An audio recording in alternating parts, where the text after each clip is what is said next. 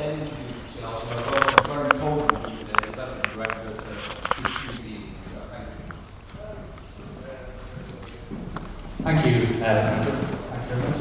Hello and good evening. My name's Graham Coleman and welcome to Enact Solutions. My colleague Rosie Perkin over at the back there is going to be facilitating the next hour for you in the session. And we've also got an actor Mark who's hiding out at the back as well. Enact Solutions, as you may be aware, are a drama-based learning organisation. So we use drama to motivate, to change behaviours and attitudes in the workplace. Our sort of blended, innovative learning techniques enable delegates to begin to go back to the workplace and instigate change. We've been delivering behavioural safety, health and wellbeing training for quite a number of years. So the session that we're going to condense for you was based on a full day's training for a pharmaceutical company. We worked with 9 HSE Coordinators for the day, and really the purpose of the session was to look at the challenges and issues that the HSE Coordinators faced, and one of them was having difficult conversations. The objectives, so you can see them all, to reinforce, for the whole day, reinforce the importance of the role of the HSE Coordinators, recognise the strengths and encourage effective sort of team working, and again, share best practice around difficult conversations, and explore challenges of two-way communication around HSE. I'm going to hand you over to Rosie now to deliver this session. But it is interactive, so I will be coming around with this mic, so there will be room, so please if you, when you do want to pose a question or interact, just put your hand up and I'll pass the mic to you for the benefit of everyone in the room so we can hear. So thank you. Thank you very much. Thank you very much, Good evening, everybody. I'm trying to agree. Yeah, so for good reasons, I think. Good evening, hello, welcome to the session. Thanks, Graham. And I suppose it's a bit of a tall task, really, condensing the full day into approximately 40 minutes. So it might feel like a bit of a whistle-stop tour, but hopefully we'll be able to give you a flavour of how we work alongside organisations to bring to life some of the issues around health and safety, in particular behavioural health and safety, and why we may not challenge the practices and the difficult conversations that we may have to have with people.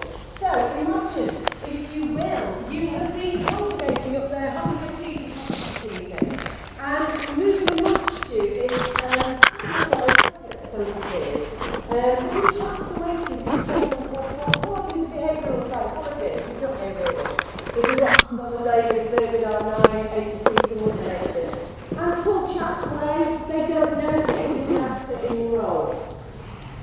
During this, the introductions of the day, we're setting up a laptop here, and we've got a little like my speaker system here actually, that has wires and cables trailing from it. And as we're setting it up, nobody says anything. Okay? It's a fake laptop. And Paul comes up and he's introduced, he starts getting animated about how passionate he is about, behavioural safety and the psychology behind that. And as he gets more animated, we can clearly see this cable trailing across the floor. And all of a sudden, at one point, he trips. And there's a laptop and he falls on the floor.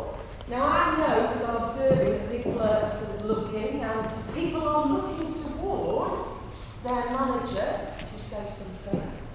But nobody does. This is a room full of HSE coordinators. We've run similar projects with an Irish events with a waiter standing on a chair filling with a projector. Nobody says anything. And then of course we reveal that he's an actor and everything's alright and so laugh. But why might nobody in that instant have said anything? This is the interactive bit where Graham might just a microphone in front of your nose. Yes? Hi. Because they're not responsible, someone else is in charge of the effect, so they're responsible. Absolutely. So although that's our role, take us out of our setting where it is our responsibility and it devolves to somebody else. That might be the only person in the group, and they won't say something because they didn't pass on responsibility. Okay, so there's something to do with as soon as other people are involved, we're able to pass that responsibility over. Why else might we not challenge in that instance? To assume that the person who's So we trust. We trust that they're competent to do their job. Yeah. So what? It's a technique called hidden theatre.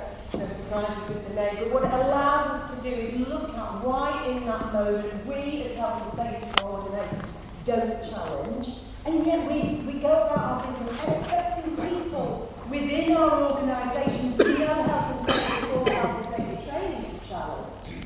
And it also allows us to explore our individual responsibility in that given situation. Yes? Have you ever had a situation where somebody has gathered before the actors took over and actually how you deal with it? Yeah, well, normally speaking, well, it's absolutely fine. Don't worry, someone will sort it out. Absolutely, I'll go and tell him. Yeah. And then, of course, you go, you have a word, and then repeat. Putting it in perspective, it lasts probably a minute and a half at the most. But it's rare. It is rare for you to challenge.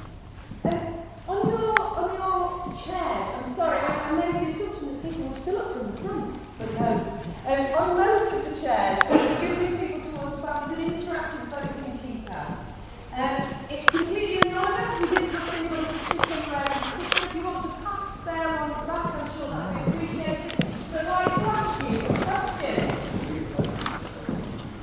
Obviously, this was designed for our clients. Thinking about your own organisations, and this will be quite interesting as we've got such a wide mix of people here.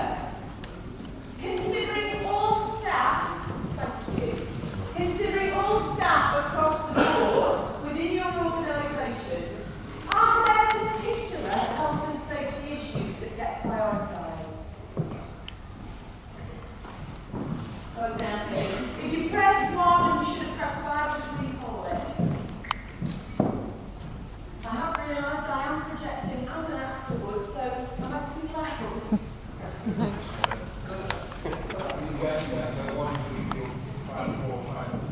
Absolutely. So one on your keypad, just press the number that corresponds to the answer you'd like to follow. As I say, if you press 1 and you should have pressed 5, just press 5 and you'll recalculate.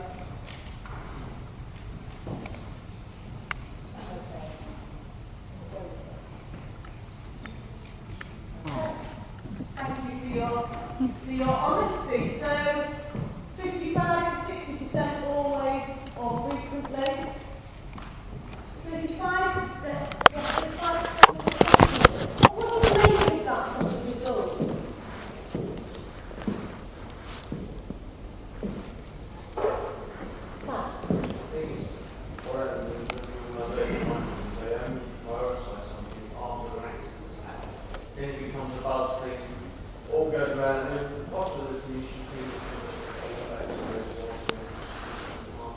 Okay, so just for people who've missed that, we prioritise things after the event. Let me ask you a question. How critical are your near-miss procedures?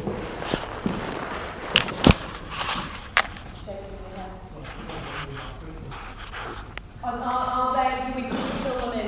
Are we vigilant with them? Not as good as they could be, okay. So things get prioritised. Interesting to have a look at that in terms of how many near misses there were in that particular event.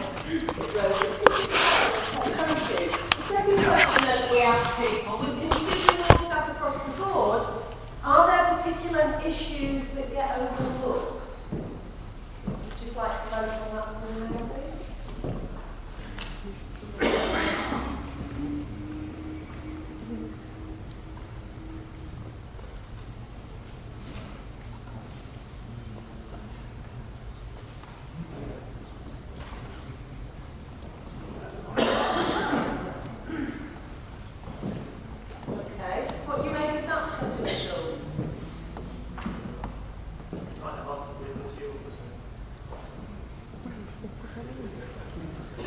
There's probably not enough robustness in the system or the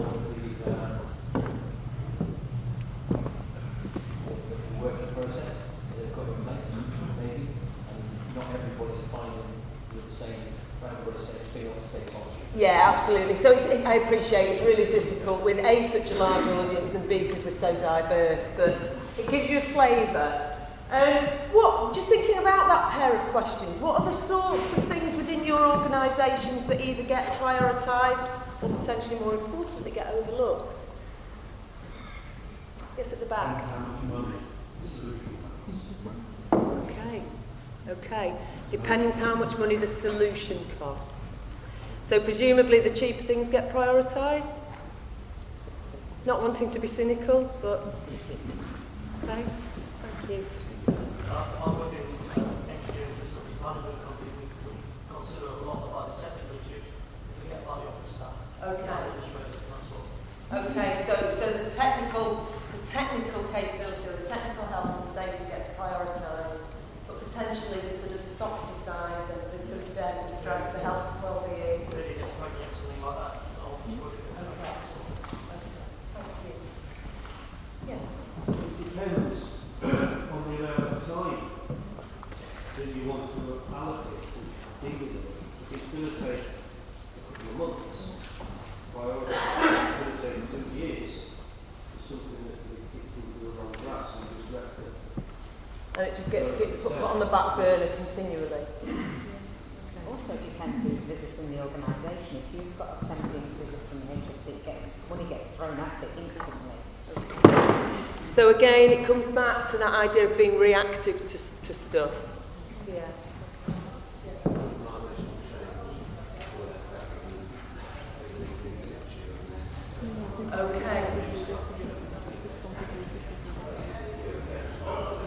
Okay.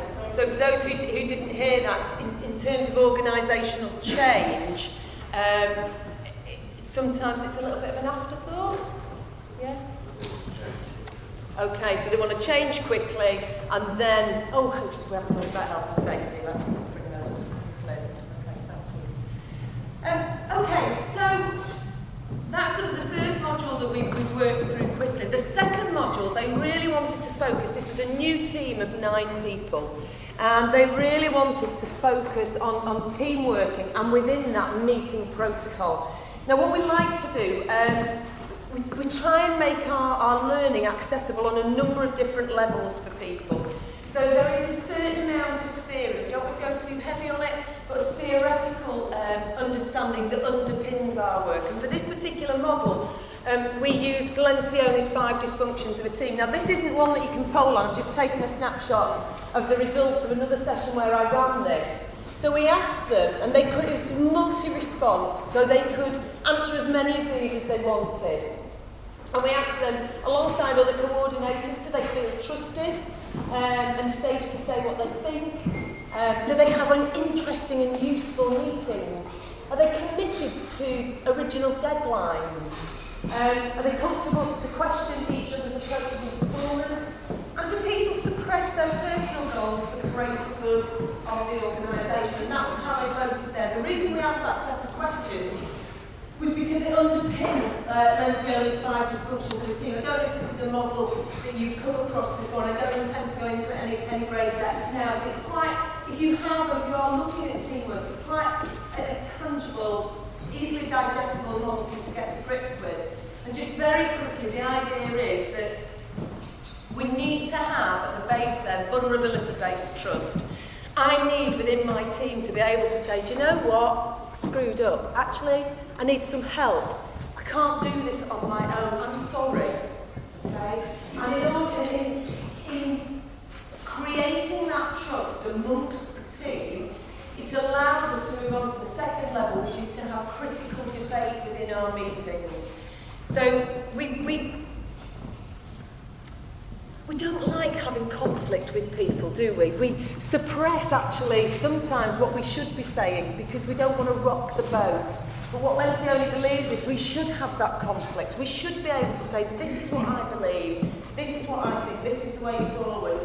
Have that debate. You might not go in that direction, and that's fine, so long as everybody has talked about and aired how they're feeling about particular situations, health and safety issues, or whatever it is. If you've had that critical debate, people will commit to a process or a policy or a procedure. And with that commitment, they buy into the next level, which is accountability. So being able to say to people, hang on, deadline done by then? Why hasn't it been done? Or I'm sorry, I haven't reached my, I've not kept my side of the bargain.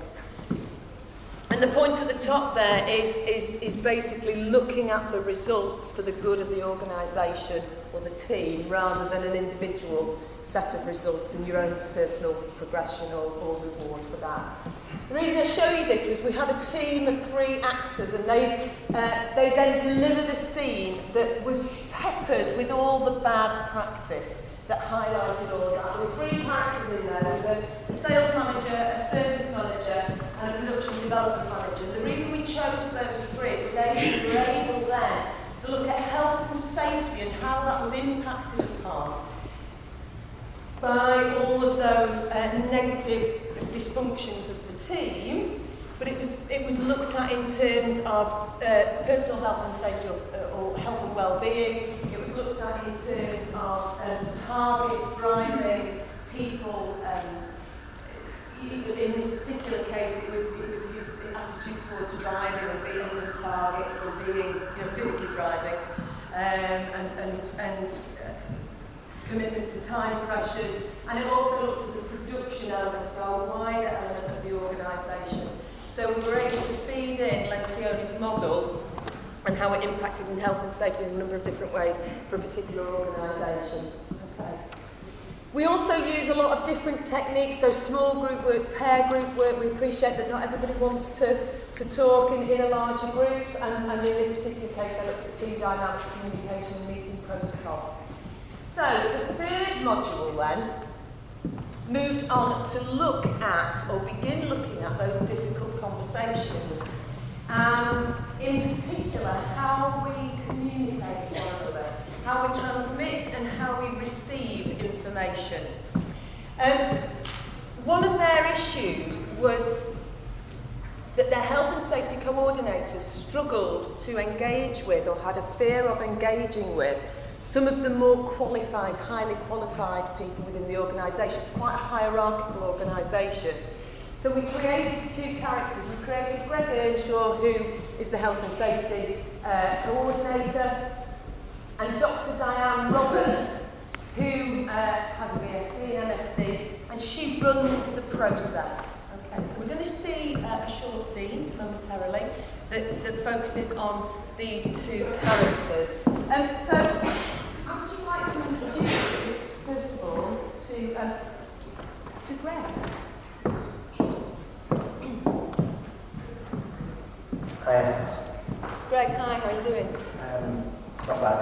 Yeah. Oh, There you go. I do project. Really, did everybody hear me, or have I just been miming at you for the last half an hour? Sorry. Yeah. Greg, hi. Can you tell us a little bit about what's been going on? Well, we've recently had a spill of methignight, 200 kilos. It's flammable liquid. Yeah. Everybody's okay. It's all safe. But because of the quantity, we've had to get the HSE in next week. So I've got to get a team together to get work on a rapid root cause investigation. And I'm trying to get Diane involved. I need her involvement, and it's just proving a nightmare. She's head of She's the process manager. Yeah. It's in the process. It's being investigated ultimately. Watch, Yeah. Okay. And what's been the challenge then? Well, it's just getting into a meeting. I've emailed her a couple of times, and she's answered one of them, and it's literally a nightmare trying just to get hold of her. Really, her predecessor was very methodical. I knew exactly where it was.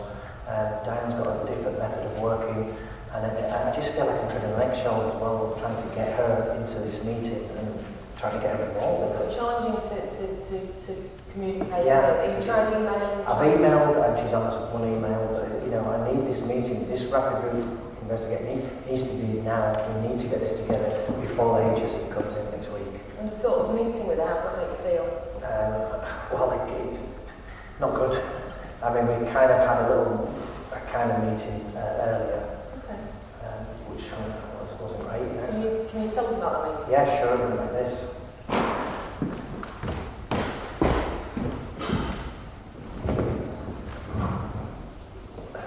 Diane. One sec.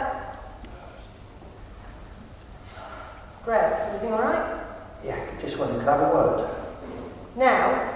If that's all right. Can it wait? Just grab a word now, if that's possible. What's the problem? Well, I don't even remember, but I've got the HSE coming next week. Yes, for you. Yeah, well, the thing is, I'm still trying to pull a team together so we can work on a rapid route cause investigation. So, Go on.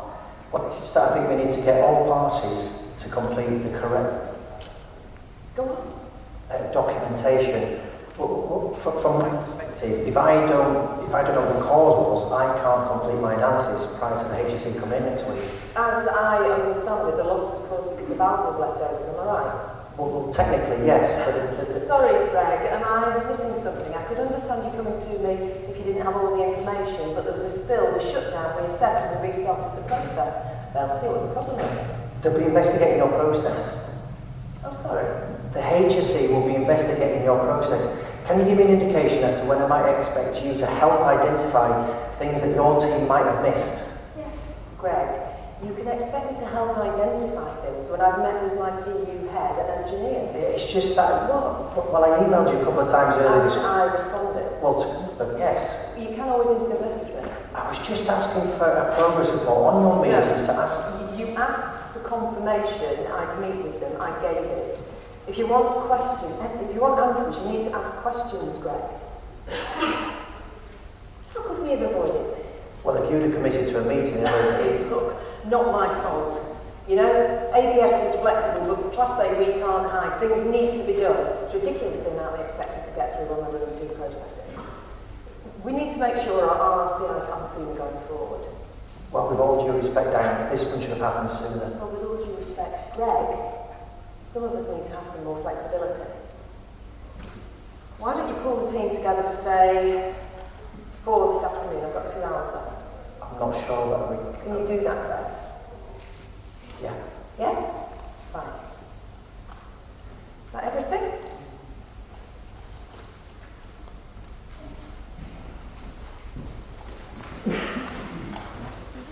Okay, so, what did you make of the scene? Very realistic, Nigel. Okay, all right, thank you. Yeah. I think she was winning. You think she was winning? Interesting use of word. Just expand on that a little bit for me. Well, she was setting the agenda, and he was more or less dancing to her cheering, wasn't he? Okay, how realistic is that when we've got people in authority who are clearly highly qualified? Well, so it was a very realistic scenario. Made it quite personal. It's not a business, it's individual. Yeah, The business has effectively failed, not the individual. Yeah, absolutely. And again, I would ask you, how realistic is that we are able to remain objective in a situation and not get drawn in and make it personal? But in the language, there's a lot of I's and, it should have been us or we rather than... Yeah, so the language that we choose to use or... Sorry? Yeah, okay. So the language that we choose is important. So clearly Greg was concerned, a bit anxious when I spoke to him before the scene. Was he right to feel like that? Was he justified in feeling like that? Do you think, based on how Diane appeared? I think he was poorly prepared before he came over as we were talking. Okay. I think maybe she was right in saying we need to ask some questions. Okay. Lack of information. It's interesting, and I think given that set of circumstances, we can use process and protocol to support our case. So his lack of preparation didn't help. Okay. I just wonder if he had senior management backing. Yeah, because again, gives us a bit more clout, gives us more authority, more confidence to have that conversation. Okay. Obviously, we heard from Greg to start off with. I'd just like to give you the opportunity to hear from Diane. So when I resume my place on the podium, I shall seamlessly fall into Diane's body and you shall see the transformation, I'm sure. Hi. Okay, what can I tell you? We run a really busy process, and you know, currently we're under a lot of stress, a lot of strain, which I don't think is actually appreciated by the rest of the organisation. We're running 2 processes at the moment. APS is our standard KPIs. We're targeted at 6 a week. We've achieved 4, principally because we're aiming for Class A status. So, you know, this is a directive from the top. It's going to be fantastic for the organisation when we get it. But the amount of stress and pressure, not just myself, but across the board, up and under, in order to achieve that status is immense. And you know, most of the team are fantastic. Most of the team buy into this. 1 or 2 issues with a couple of others. My HSE coordinator, Greg, is one of them. Greg's an interesting one. He's very process driven, which is wonderful for his job, I get that. But there's little capacity with him to see the bigger picture, really, and to appreciate fully what's going on for everyone else. Obviously, I'm aware they're investigating my process, fully aware of that, but I trust other people to be able to pull stuff together for the HSE meeting next week. Greg, on the other hand, you know, potentially needs a little bit more support, and he came to talk to me about this earlier on today, and the meeting went like this.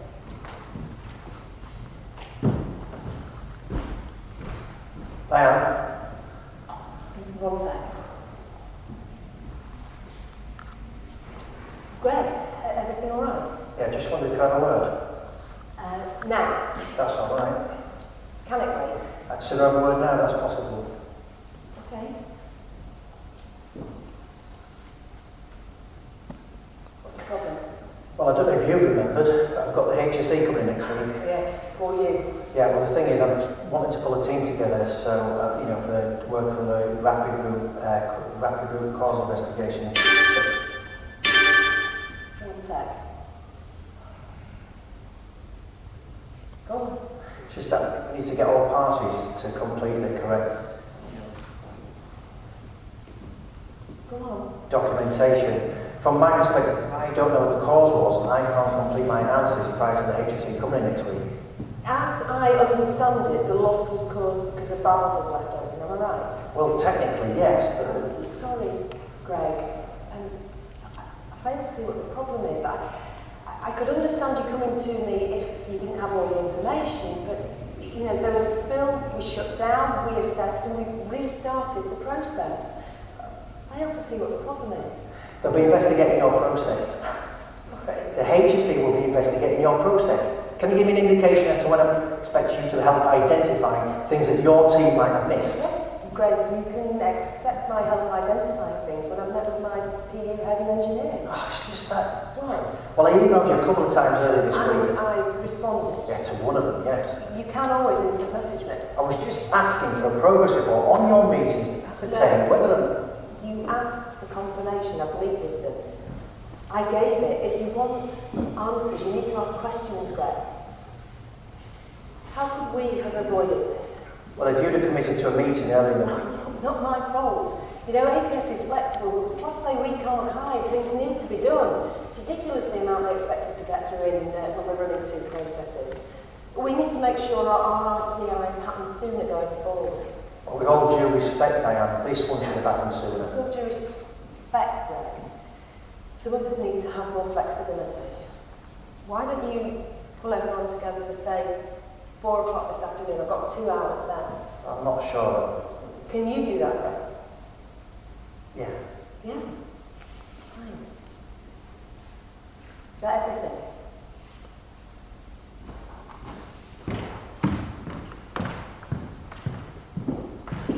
Okay, so what did you make of the scene? There's obviously a love-hate relationship there, isn't there? They love to hate each other. Love to hate each other? Perception and tone in the conversation, so it's exactly pretty much the same conversation, but the tone is so different with how you perceive it from either you or from Greg. Absolutely. Yeah, thank you. It was like different priorities, so set the priorities were being met by the other person. Yeah, interestingly, and I think that drives us, doesn't it? And quite normally, that actually we become fixated with what's going on for us, and that becomes our ultimate driver. Thank you for picking up this idea of perception. Yeah, the language in the scene is exactly the same. It's exactly the same script. 7% of how we communicate is the words that we use. So, what else was at play within the scene? What else did you notice in there? Body language. Body language, yeah. Body language. Okay, any moments in particular that stood out to you? When he pointed his finger.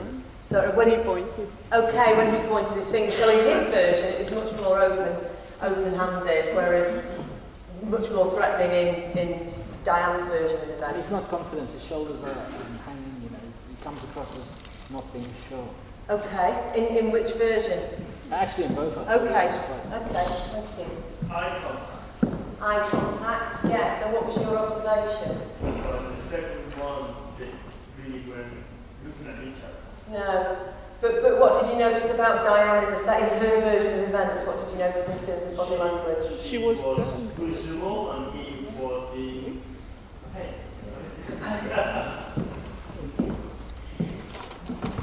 How often do we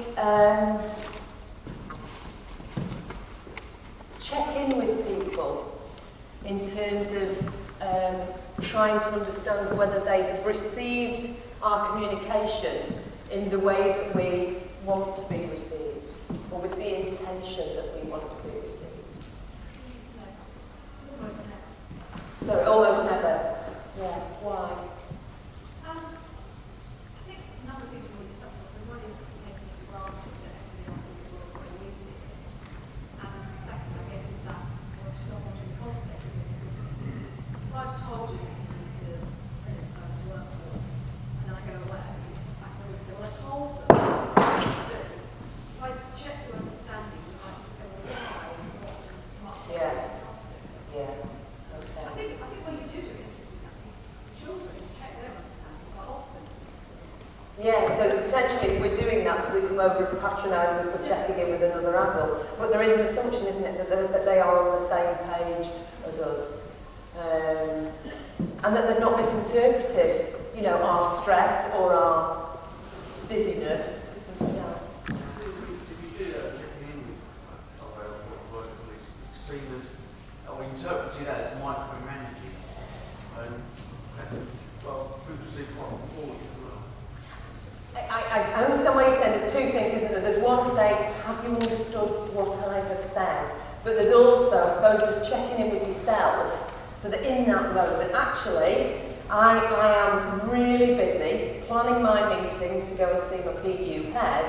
Am I giving to Greg what he needs? So the self-regulating, the self-checking in as well. And if I'm not giving to him, well, how's it going to be interpreted?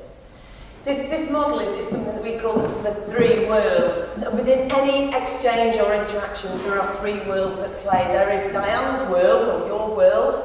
There is the world that's going on for the person who's receiving or transmitting the information we're receiving. And there's what's happening in the middle. And actually, it makes you question what's the truth in any communication at all. But there is something, there is the facts at play within the middle. So there is something when we have to have these difficult conversations about, we mentioned before about using policy and protocol to support that, but actually sticking to the facts of what's happened, sticking to our process that we want to support, and using that to ensure that we then, you know, we're all on the same page with that.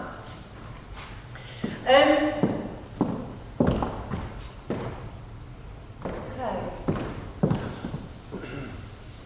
We would always build personal reflection into our delivery. They're normally quite packed sessions, and one of the things that we're key to ensure is that a longevity of learning, that people get a real opportunity to translate scenarios that they see into their real life working practice. So we give opportunity for people to personally reflect. We're not going to do that now because of the time restriction. We'll do that on the tube on the way home. Okay.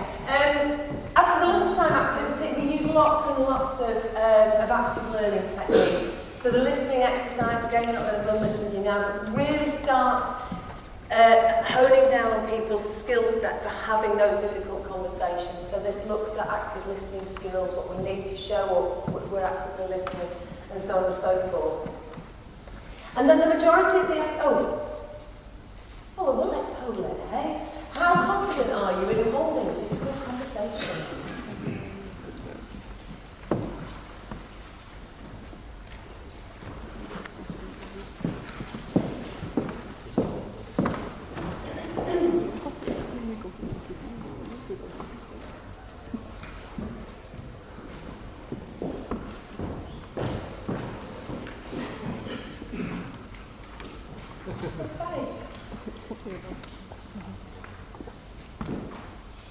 Most of us, the vast majority of us confident, very confident, extremely confident.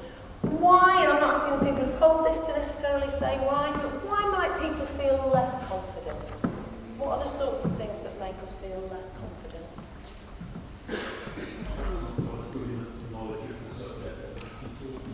Okay. Okay, so subject knowledge, lack of information. Yeah?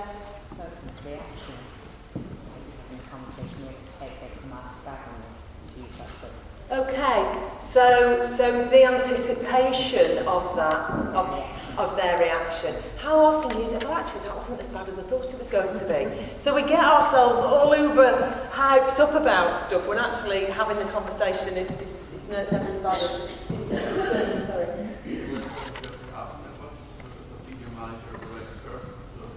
Yeah. Okay. So much easier maybe to have that conversation with a peer or a subordinate, for want of a better word, than it is to challenge that. Sorry.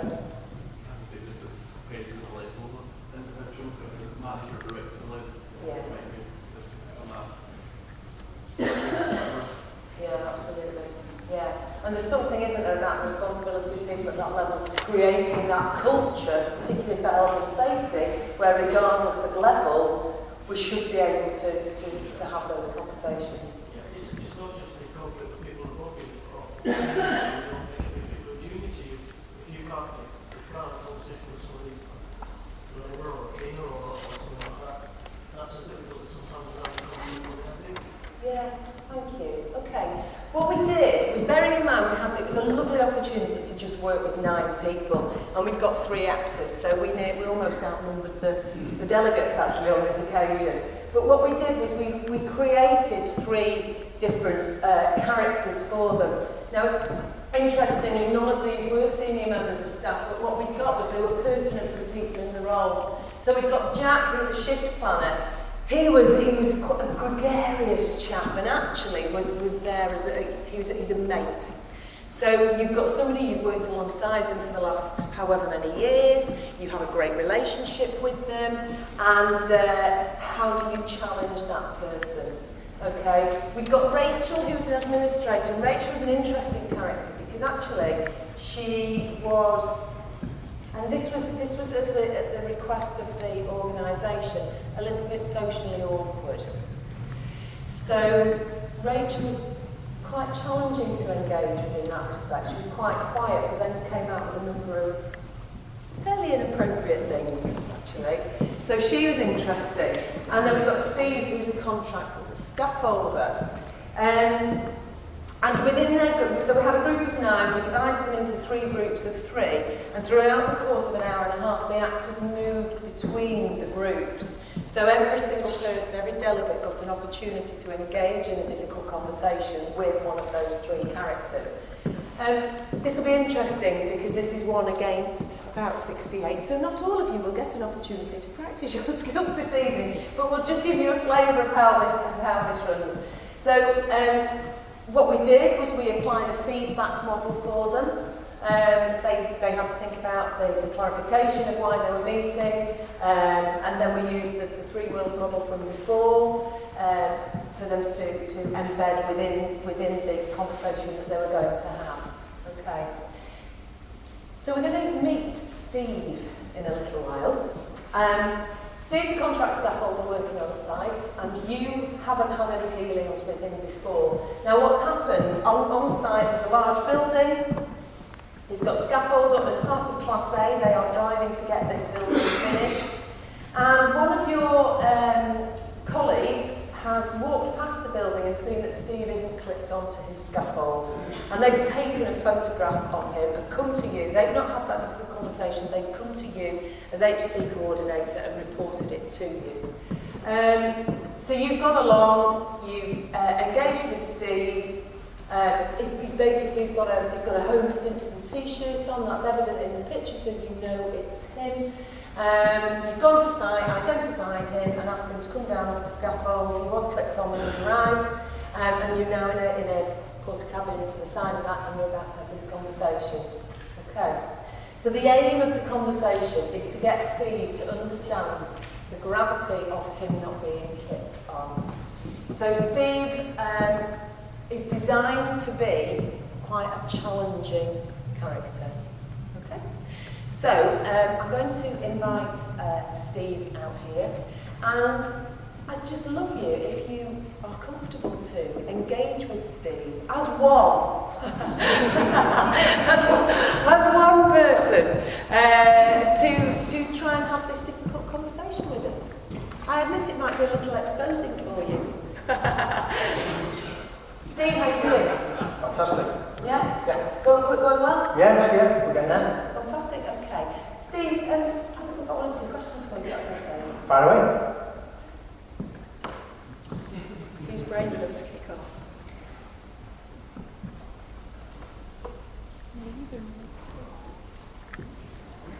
Thank you. Hi, Steve. Somebody's reported to us that apparently you're working early on, not getting up to the scaffold, which I have a discussion about this to find out whether that's true and if it was about that. Nah, mate, I've been doing this job 15 years, mate. I know it inside out. I know what I'm doing. Yeah. So, what did this chap photograph you not get done? What? Well, I'm alright. Bit blurry that photo, isn't it? I don't, you know, it can't be me, it might be somebody else. Well, I'm sure the photograph gets large, Well, how do you know it's me? Steve, we're just trying to get to what we're trying to look after you out, so we're trying to help you out. So you can be fair with us and we'll be fair with you. So, can you explain? Well, you know, like I said, I've been doing this job 15 years, and sometimes you don't need to be clipped on, especially when you've got toe boards. You've got toe boards on, you don't need to be clipped on. I know, you know, no offence to you, but I know what to do more than you do with regards to scaffolding. What is your risk assessment and not Sorry?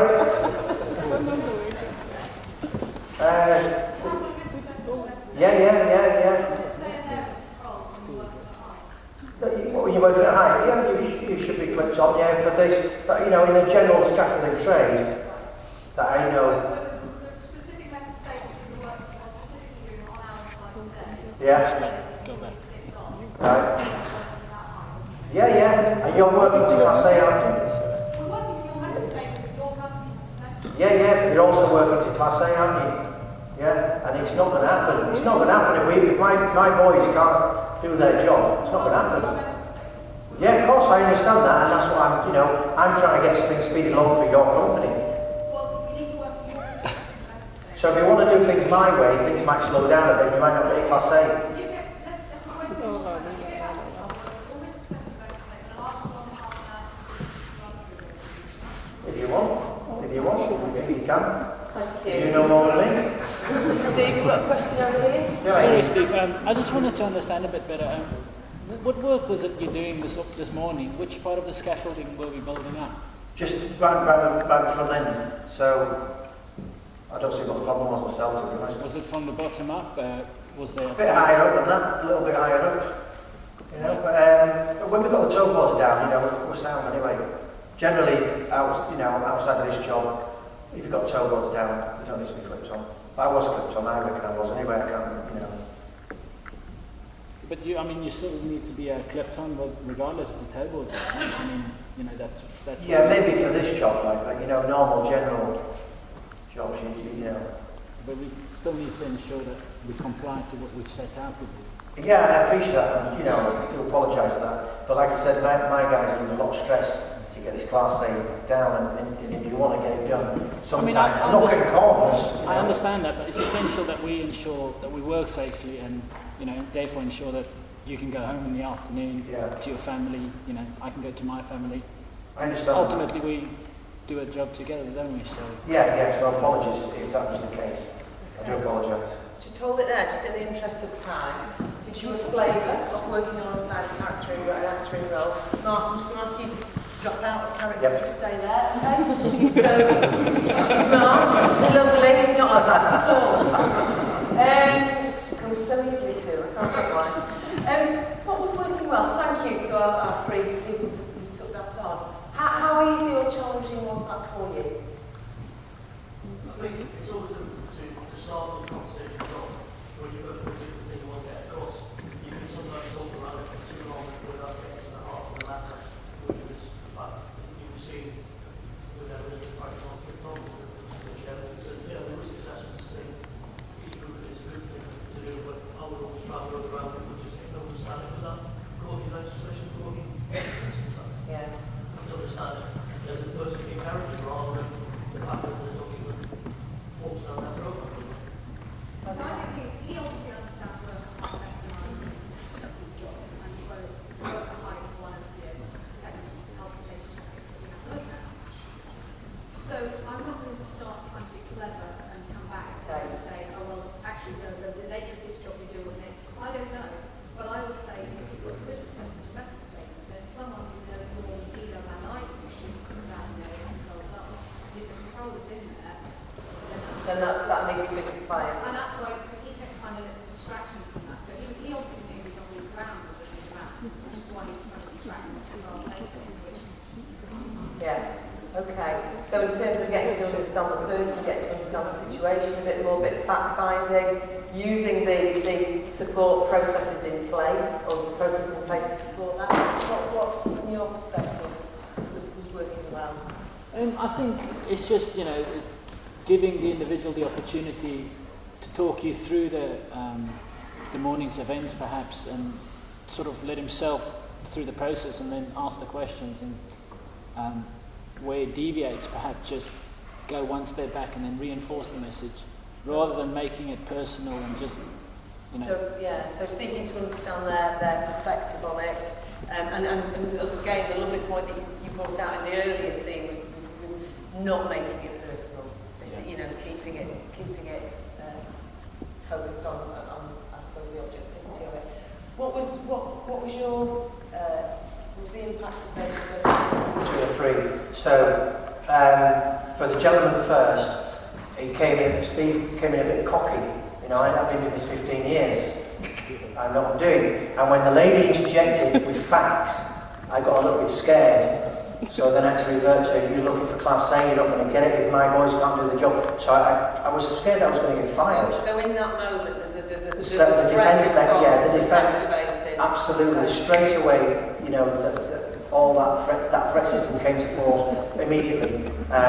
When this gentleman spoke, he was kind of humanising it a little bit more, and he kind of got me on his side, and in the end I caved and apologised, and if you notice I apologised and said that I'm really sorry that that's the case, and you know, especially when you said you want to go home at the end of the day, I want to go home at the end of the day, and I thought, you know what, he's absolutely right, you know, I was personalised. Yeah, I was a little bit, I was out of order, but the facts were the facts that the lady presented, but unfortunately it scared Steve because of his image and so on. Yeah, I was going to say, get it, Tiger. Yeah. You scared me. Mark, thank you so much. Okay. So as I say, they got to rotate through the groups and met 3 very, very, very different characters to enable them to practice their skills and techniques and engaging in those difficult conversations. We then had lots of opportunity for reflection, commitments and final evaluations there as well. So, very brief snapshot of how we spent our day. I'm going to hand back to Graham, if that's all right. And if anybody's got any questions or answers, well, I'll stay there if you want. And yeah, if anybody anybody would like to ask us anything, either now or after the session, we obviously welcome that. And I'd just like to add, in terms of the session and the reflection time and the pledges, we really build that into the programme really. That's important that we're not just there for the day, that there's sustainability to it. And so those commitments, those action plans, really important, and we really embed them throughout the workshop so that we could go back with action, and how those commitments are delivered through their line managers, and fed back to see how it's progressing. With regards to the evaluation process, obviously you've experienced the electronic voting, that's one of the tools, but we do lots of pre-surveys and follow-up surveys. Again, that sustainability element in terms of what you've done differently and how you've done that. We can go back months later to find out what changes, what impacts the session has had. Thanks, Rosie. And obviously, if you've got any questions about Enact or about how we work or about this particular session, then please feel free to ask down. We've also got some evaluation forms to complete as well, so I'd love your feedback if that's okay. But yeah, ask any questions at the same time.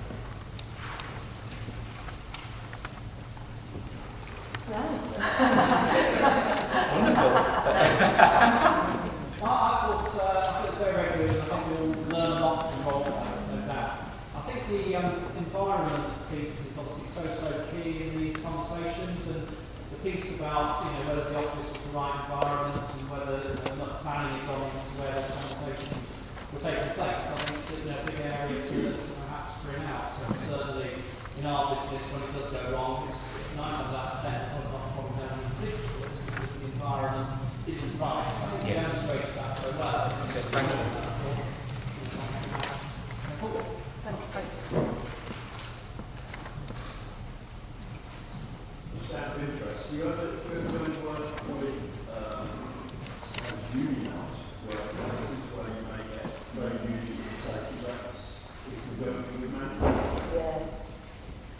And they produce very interesting scenarios, actually, in terms of looking at, in terms of bringing attitudes and behaviours to play.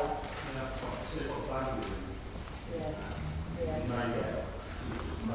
Absolutely. Yeah. Yeah, and quite often what we'd look at with that is again the influence the bystander can have. So the third party, really, the everyman, has on being able to perhaps work that situation and what's the word we talked about it earlier. But basically, yeah, help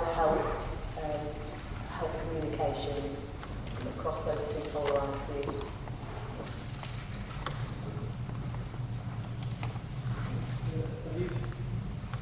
It's just a query. Have you ever been asked to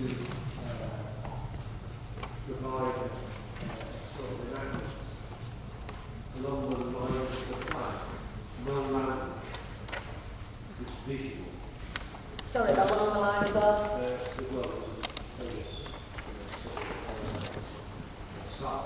Slapstick sort of plan. Oh. That sort of thing. So you get the message across without using language. It might be a bit of a challenge because on our business in construction we get a certain minority of people there that can't understand English so well or can't even speak. So actually doing a presentation based on the ground language is we haven't. Immediately, my cogs are whirring in terms of we've done work in other sectors where there have been language barriers, and so I can see it wouldn't necessarily be. We do use a lot of filmed resources actually, but I can see a scenario taking place where something happens, but the clarity of the message hasn't been communicated in anything other than written or spoken English. So that's not something that we've actually done in similar things, and I think it would be translated quite easily.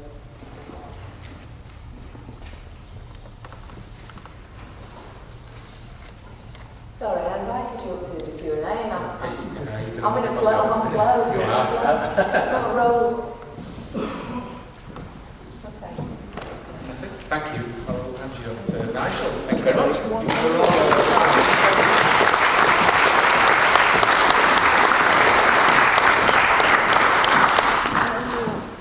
Thank you very much indeed, Graham, Rosie, and whoever, Steve, Mark, whatever you want to call. Thank you very much indeed on behalf of the branch. I would like to ask you if you would come forward, just give you a little memento to say thank you on behalf of the branch for supporting us this evening.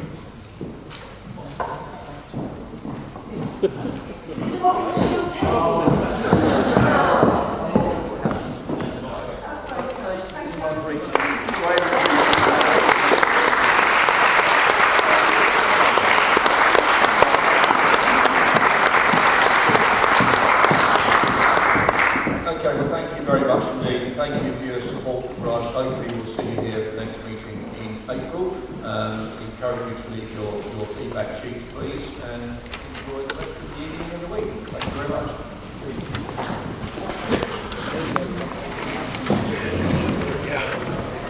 Thanks very much.